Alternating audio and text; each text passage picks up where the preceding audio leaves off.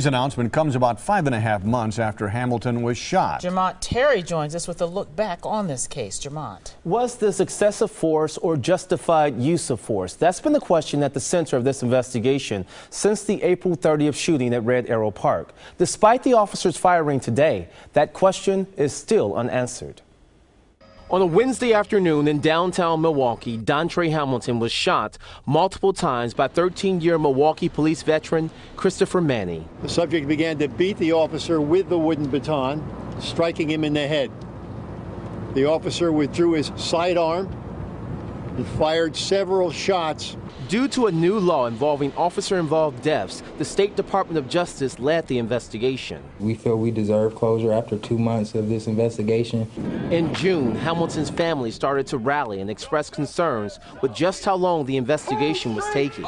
They demanded police release the now fired officer's name. MPD refused. By August, the state wrapped up its investigation and passed the case to the district attorney to decide if a crime occurred. The DA announced he wanted another outside set of eyes to review the case. That prompted outrage by the community. By September, supporters took those concerns to the Fire and Police Commission. They were denied access to the meeting. Entrances were blocked and officers were forced to break through the crowd. More frustration and demonstrations followed a few weeks later. Hamilton's supporters spilled onto the streets of Milwaukee, at times blocking traffic. MPD made no arrests. But we also have to do that balancing act. At what point is it a threat to others? And yesterday he didn't meet that. And today we know Chief Flynn announced Officer Christopher Manny was fired, but there's no indication this firing will result in charges against the officer. Under the new state law, that investigation report will only be made public if the officer is cleared in this case. You know, the chief covered a lot of ground. He talked for 30 minutes plus actually today, and basically broke it down into a couple of points. One was that the initial pat-down was a violation of police policy, and that's why the officer got fired.